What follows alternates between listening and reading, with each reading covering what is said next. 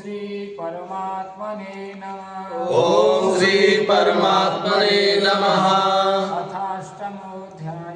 अथाष्टमोऽध्याय। अर्जुन उवाच किं तत् ब्रह्म किमध्यात्मम्। किं तत् ब्रह्म किमध्यात्मम्। किं कर्म पुरुषोत्तम। अधिभूतं च किं प्रोक्तम्। अधिभूतं च किं प्रोक्तम्। मदिदैवं किमुच्यते। अर्जुन कहते हैं कि किम तद ब्रह्म किम अध्यात्मम किम कर्म पुरुषोत्तम।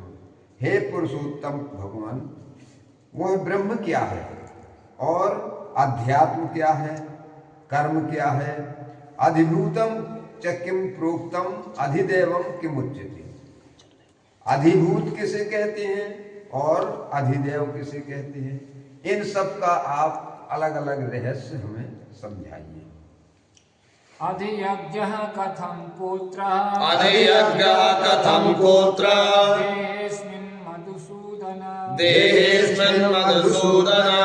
प्रयाणकाले च कथं। प्रयाणकाले च कथं। ज्ञेयोऽसि नियतात्मभिः। ज्ञेयोऽसि नियतात्मभिः।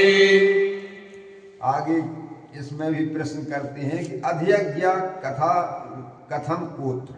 अधियज्ञ भी कौन है और किसे कहते हैं। देहेस्मिन् मधुसूदन, आपने कहा कि ये शरीर में है, तो ये शरीर में रहने वाले अधियज्ञ कौन है। प्रयाण काले च कथम ज्ञेयोषि नियतात्मभिः। कहते हैं अर्जुन कि जब शरीर छूटने का समय होता है, अंत समय में प्रयाण काल, उसमें उस समय किस प्रकार से ये जानने में आते हैं, कैसे इनको जानना चाहिए, क्योंकि अंत समय में इनकी जानने से व्यक्ति सद्गति को प्राप्त हो जाता है, पुनर्जन्म से मुक्त हो जाता है। इसलिए इसका रहस्य हमें विस्तार से बताइए। श्री भगवानुवाच। श्री भगवानुवाच अक्षरं ब्रह्म परमम्। अक्षरं ब्रह्म परमम्। स्वभावोऽध्यात्ममुच्यते। स्वभावोऽध्यात्ममुच्यते।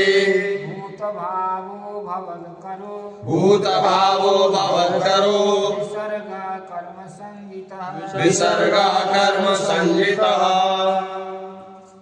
भगवान कहते हैं कि हे अर्जुन, परम अक्षर ब्रह्म है।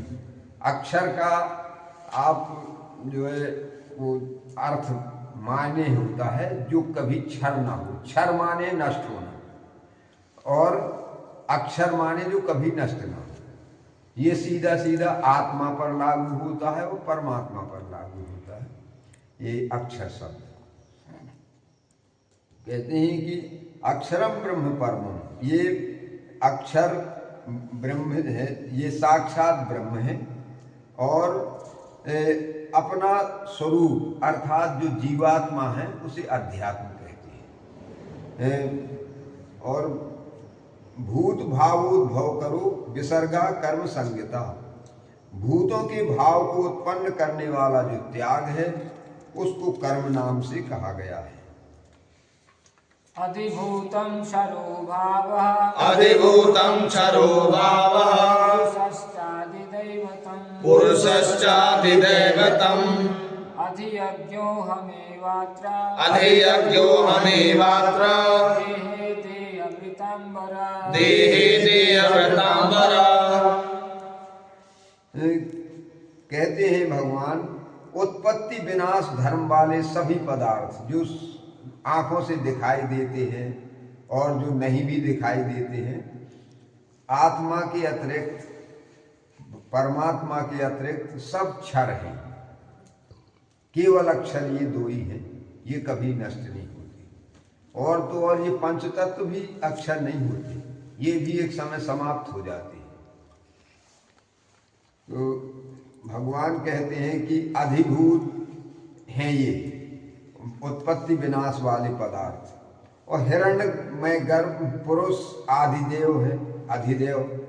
और हे देहधारियों में श्रेष्ठ अर्जुन, इस शरीर में मैं वासुदेव ही अंतर्यामी रूप से सब में विराजमान हूँ, मुझे ही अधियज्ञ कहते हैं। इस प्रकार से भगवान ने संक्षेप में सभी शब्दों का अर्थ बताया। अब आगे चल करके उनकी महिमा बताएंगे।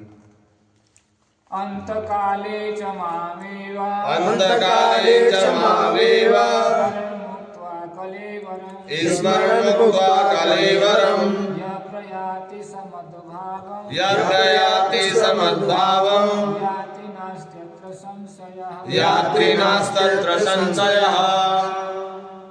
अंतकाले च मामेव स्मरण मुक्त्वा कलेवरम। भगवान कहते हैं कि अंत समय में भी व्यक्ति जब मेरा स्मरण करता हुआ शरीर को छोड़ता है, कलेवर माने शरीर को कहते हैं, स्मरण मुक्त्वा, मुझे स्मरण करते हुए, मुक्त्वा माने छोड़ता है, तो यह प्रयाति समद्भावम, वह फिर मेरे ही भाव को प्राप्त होता है, यानी मुझे ही प्राप्त होता है। याति नास्त्यत्र संशया, इसमें कोई संशय नहीं है, वो मेरे ही धाम को जाता है, मुझे ही प्राप्त होता है। बस ये है कि स्मरण भगवान का होते हुए शरीर त्यागे, लेकिन वो जब निरंतर अभ्यास किया जाता है तब भगवान का स्मरण रहता है, क्योंकि उस समय जीव अचेतन हो जाता है। तो इतना सहज नहीं है कि उस समय हम ले लेंगे, याद कर लेंगे। जब निरंतर अभ्यास करेंगे तब भगवान की कृपा से उस समय विवेक रहेगा और चेतना रहेगी, फिर कल्याण हो जाएगा। यम यम वापि स्मरन् भावम् यम यम वापि स्मरन् भावम् त्यजन्त्यन्ते कलेवरम् त्यजन्त्यन्ते कलेवरम् तं तमेवैति कौन्तेय तं तमेवैति कौन्तेय सदा सद्भावभावितः सदा सद्भावभावितः।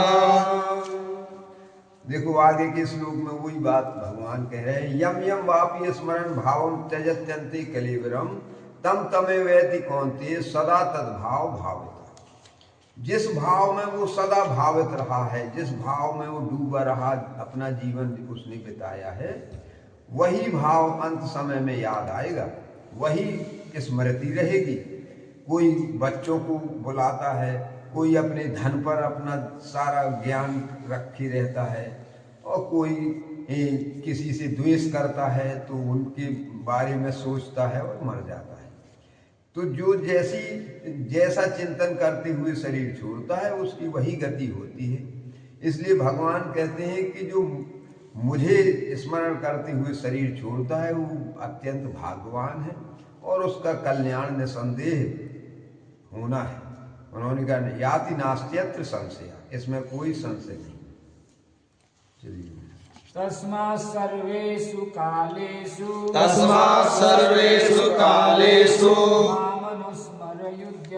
मामनुस्मरयुध्य च मय्यर्पिता मनोर्बुद्धिर् मामे वैशस्य संशयम् तस्मात् सर्वेषु कालेषु मामनुस्मरयुध्य च। भगवान कहते हैं इसलिए तुम ये मत सोच कि इनको मैं मारूंगा, ये पूजनीय हैं, और जब परिवार अनाथ हो जाएगा, विधवाएं हो जाएंगी तो पाप लगेगा, क्या होगा। बोले इसको कुछ मत सोच। तस्मात् सर्वेषु कालेषु मामनुस्मर युद्ध च, सब हर समय मेरा स्मरण करते हुए तो युद्ध कर। तो कहते हैं कि मय्यर्पित मनोबुद्धि यो मामे वैश्यस्य संशयम, जब मुझे ही मन और बुद्धि समर्पित कर देगा, अंतःकरण में मुझे ही बिठाए रहेगा, तो उसका कल्याण निश्चित है। मामे वैश्यसी, वो मुझे ही पाएगा। एव लगता है तो ही कहलाता है, उसमें बिल्कुल पक्का हो जाता है।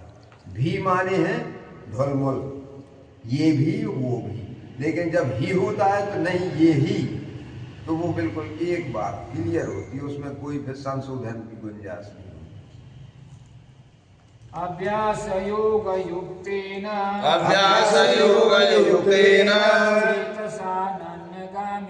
चेतसा नान्यगामिना परमं पुरुषं दिव्यं परमं पुरुषं दिव्यं याति पार्थानुचिन्तयन् याति पार्थानुचिन्तयन् अभ्यास योग युक्तेन चेतसा नान्यगामिना। भगवान कहते हैं कि यह नियम है कि परमेश्वर के ध्यान के अभ्यास रूप योग से युक्त दूसरी ओर मन न जाए, जिसका चित्त भगवान से अतिरिक्त कहीं न जाए, निरंतर चिंतन करता हुआ मनुष्य परम प्रकाश स्वरूप दिव्य पुरुष को अर्थात परमेश्वर को ही प्राप्त होता है, क्योंकि दृढ़ता से उसका मन परमेश्वर में लगा है, अन्यत्र उसने सबको नश्वर मान करके त्याग दिया है। चलिए। कविं पुराणमनुशासितारम् कविं पुराणमनुशासितारम्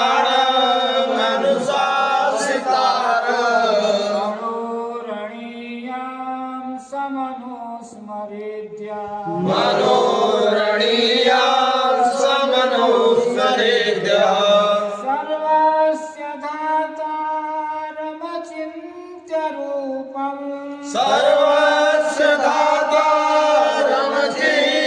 रूपम् आदित्यवर्णं तमसा परस्तात् आदित्यवर्णं तमसा परस्तात्।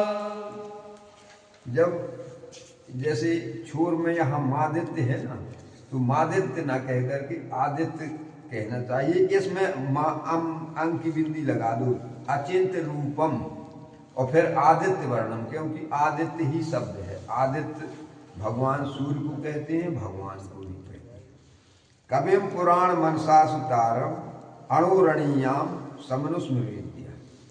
भगवान कहते हैं कि जो पुरुष सर्वज्ञ, अनादि, सबके नियंता, सूक्ष्म से भी अति सूक्ष्म, सबके धारण पोषण करने वाले अचिंत स्वरूप सूर्य के सदृश चेतन, नित्य चेतन, प्रकाश रूप और अविद्या से अत्यंत परे शुद्ध सच्चिदानंद घन परमेश्वर का स्मरण करता है, तो आगे उसका परिणाम बताएंगे भगवान। प्रयाण काले मनसा चलेन प्रयाण काले मनसा चलेन भक्त्या युक्तो योग बलेन चैव भक्त्या युक्तो योगबलेनैव भ्रुवुर्मध्ये प्राणायामाववेश्य भ्रुवुर्मध्ये प्राणमावेश्य सम्यक् सतम परम सम्यक् सतं परमं पुरुषमुपैति दिव्यम सम्यक् परं पुरुषमुपैति दिव्यम्। प्रयाण काले मनसा चलेने भक्त्या युक्तो योग बलेन चैव। भगवान कहते हैं कि वो भक्ति युक्त पुरुष अंतकाल में भी योग बल से भ्रकुटी के मध्य में प्राण को अच्छी तरह से स्थापित करके और फिर निश्चल मन से स्मरण करता हुआ उस दिव्य रूप परम पुरुष परमात्मा को ही प्राप्त होता है। बोलिए पार्थ सारथी भगवान की जय। श्री मौल मुकुट वंशी वाले की जय। कार्यक्रम कल।